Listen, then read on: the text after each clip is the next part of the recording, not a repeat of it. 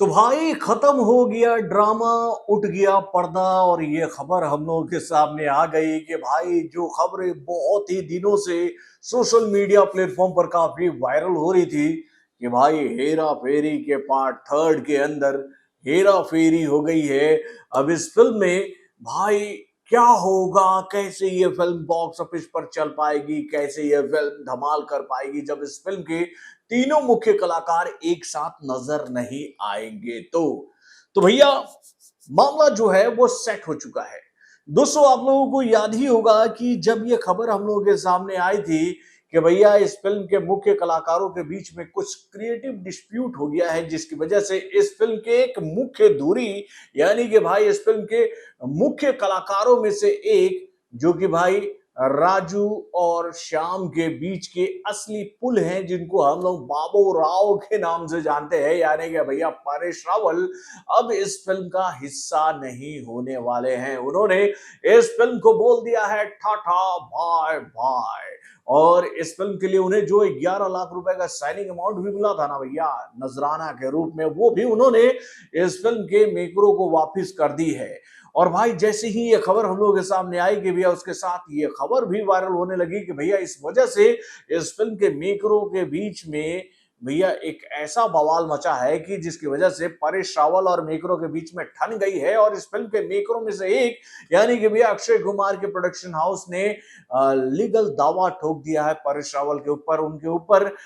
भैया ये दावा ठोकते हुए 25 करोड़ की मांग कर दी कोर्ट में जाकर के भैया इसकी वजह से उनकी इस फिल्म को काफी नुकसान हो रहा है और ये 25 करोड़ परेश रावल को देने पड़ेंगे। उसके बाद भैया परेश रावल का भी एक इंटरव्यू के दौरान ये वक्तव्य हम लोग के सामने आया था कि वो इस मसले पर ओपन प्लेटफॉर्म पर कुछ ज्यादा नहीं कहना चाहेंगे, क्योंकि भैया ये मामला जो है वो इस वक्त माननीय कोर्ट में भैया लंबित है, तो वहां से जो फैसला आएगा उसी पर आगे बातचीत होगी। भाई जब ये खबर हम लोग के सामने आ रही थी तो उस वक्त मैंने आप लोगों से ये बात कही थी ना कि भैया कुछ दिनों का इंतजार करो, सब कुछ क्लियर हो जाएगा। जो परेश रावल इस किरदार को लेकर ये बात कह रहे हैं कि भाई बाबू राव का किरदार करके वो इस किरदार के अंदर स्टक हो गए हैं, उनकी पहचान अब बाबू राव के नाम से ही होती है, वो इस किरदार से बाहर निकलना चाहते थे, इसी वजह से वो इस किरदार को त्याग रहे हैं। यानी कि भैया उनका मन नहीं है इस किरदार को करने के लिए। यानी कि भाई ऐसी कई सारी खबरें हम लोग के सामने आई। उसके बाद फिर ये थ्योरी हमें बताई गई कि भैया इस फिल्म के लिए जो अमाउंट मिलने वाला था परेश रावल उससे वो खुश नहीं थे। मतलब परेश रावल को जो पैसा मिल रहा था उससे वो थोड़ा सा ज्यादा डिमांड कर रहे थे इस फिल्म के मेकरों से, और वो चाह रहे थे कि ये पैसा जो है वो उनको सिनेमा घरों में इस फिल्म का रिलीज होने से पहले ही मिल जाए। ऐसे कई सारी खबरें हम लोग के सामने आ रही थी, लेकिन उसके साथ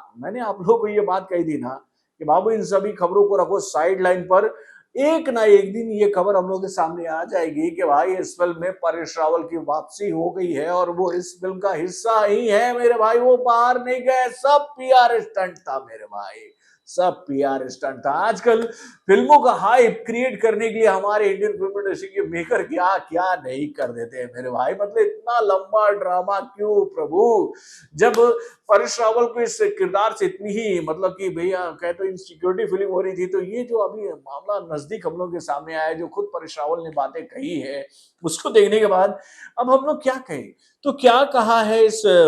फिल्म को लेकर परेश रावल ने और कैसे उनकी वापसी हो गई है इस फिल्म में, चलिए मैं आपको बताता हूँ इस छोटे से रिपोर्ट के माध्यम से। हेलो फ्रेंड्स, मैं हूं नरेंद्र और मैं आपका एक बार फिर से स्वागत करता हूं हमारे चैनल यानी कि वायरल न्यूज जंक्शन में। तो दोस्तों सभी कहे तो भैया खबरों को चीरते फाड़ते हुए परेश रावल ने अब ये बात कह दी है कि भाई पुरानी खबरों को डाल दो डस्टबिन में, सब कुछ खत्म, अब नया चैप्टर यहां से शुरू हो रहा है। उन्होंने एक इंटरव्यू के दौरान ये बात कही है कि कोई विवाद नहीं है, होता यह है कि जब कोई चीज लोगों को बहुत पसंद आती है तो हमें अतिरिक्त सावधानी बरतने की जरूरत होती है। दर्शकों के प्रति हमारी जिम्मेदारी है कि हम कड़ी मेहनत करें और उन्हें वापस दे। इसलिए मेरा कहना यह है कि सभी को एक साथ आना चाहिए और कड़ी मेहनत करनी चाहिए और बस इतना ही, लेकिन इसके अलावे कुछ और नहीं।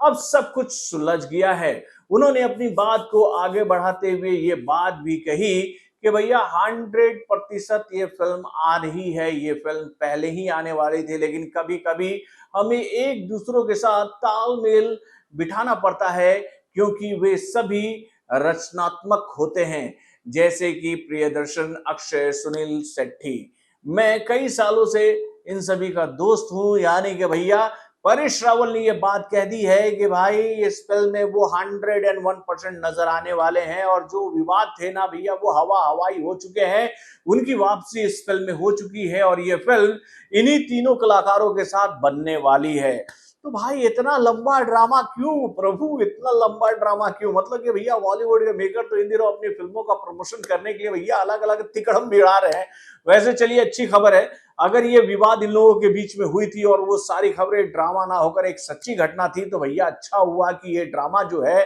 खत्म हो गया, इस ड्रामा से पर्दा उठ गया, और फाइनली ये खबर हम लोग के सामने आ गई कि भाई श्याम और राजू के बाबू राव वापिस आ गए मेरे भाई इस फिल्म के अंदर। यानी कि भैया खुशी में बाबू राव के टाकी में भर दो यार पूरा का पूरा माल, ताकि वो जब नल खोले टैप से तो उन्हें नारंगी पानी मिले दिल खोल के। तो बॉलीवुड से जुड़े और भी कई सारे खबरों को जानने के लिए हमारे चैनल यानी कि भैया वायरल न्यूज सेक्शन को लाइक सब्सक्राइब करना ना भूलिएगा, और हमारे अपडेट्स को जानने के लिए बेल आइकन को जरूर दबाइएगा।